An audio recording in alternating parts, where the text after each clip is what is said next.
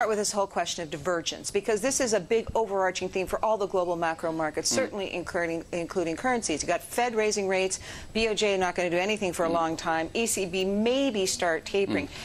If the Fed goes on this path, you would think the yen would weaken, but so far the yen has really hung in there against a lot of forces. Why? Maybe if you see the textbook of the economics, if the higher interest rate is going to bring the stronger the currency to that. But I think the force in the market is very much diversified. So I think only the FRB decision to raise the interest is one of the elements to that. But the other concern is also remains in the market. So currently I think the people have some kind of the anxiety about the future, the trade issues, especially Mr. Trump is raising many the proposals. So I think it could have some kind of shadows to the market. So that's the reason why the U.S. dollar is not so strengthening, even though the FRB is making some of the interest rate hike in the coming days. So what does this mean for the yen? The yen trading this morning just around 113.86. Yeah. It really weakened a lot after Trump got elected. Then it strengthened again. Some people say fair value for the yen is like 105 to 110. What is your view of what's driving the yen and where it really is going to settle? Where should the yen be right now?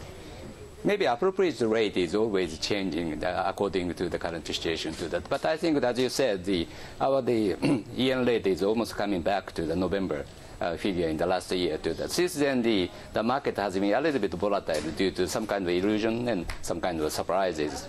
But now the market is going to have some kind of the power of absorbing such kind of the impact from the outside to that. So I think the money market is just moving on to see the reality of the economic performance to that trade and the production and the GDP on that. So I think in that case, I think these days, at least the market is well functioning. That's my impression to that. Not to be stimulated by the president's proposal and the other responses from the other country to that. So I think that is the current situation to me.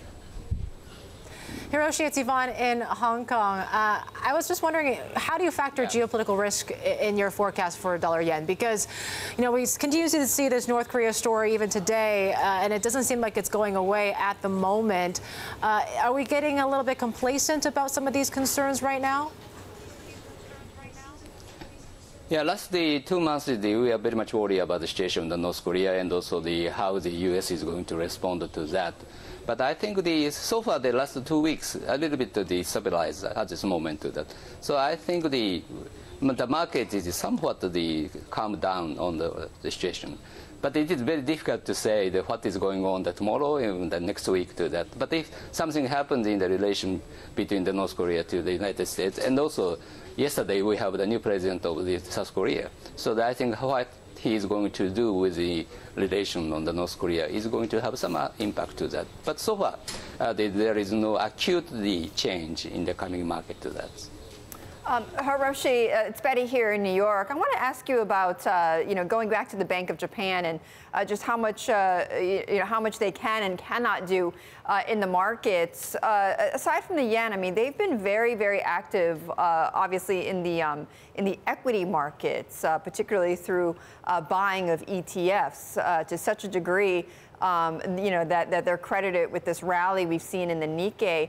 Is that becoming a headwind here, that the markets are becoming more and more reliant on the BOJ being active in this market? Yeah, as you said, I think at least if we see the Japanese market, in BOJ, the position is very much strong to that. But the market is so much interrelated to the other markets. So I think the power from the United States and also some of the movement from the Europe is going to have another big the influences over the current situation to that.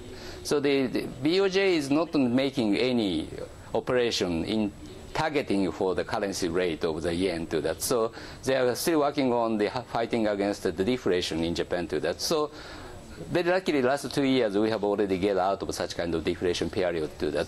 But still, the enterprise's action is not so much the glorious to that. So I think still the BOJ governor, Mr. Kuroda, believes we are going to have some of the input to the market to that. But as you said, the United States is already moving out to that, and also the ECB is not so clear. But I think there is no more the deepening on the further action for the easy monetary operation to that. So I think the BOJ is going to follow the outside movement. You know, it's interesting. Currencies seem to be taking a bit of a backseat now. When we were thinking ahead of the G7 meeting, particularly after Trump did not declare China a currency manipulator. But you remember the days when bankers and finance ministers, central bankers and finance ministers would have accords or agree on manipulating or moving exchange rates to correct trade imbalances. They don't seem to be doing that anymore. Is that a change for the better? Is that a change for the worse? Do exchange rates no longer sufficient to help change current account surpluses, current account deficits that are persistent? Well, if you say the current account surpluses, I think the currency rate doesn't have any impact to that. For in the case of Japan, we have now the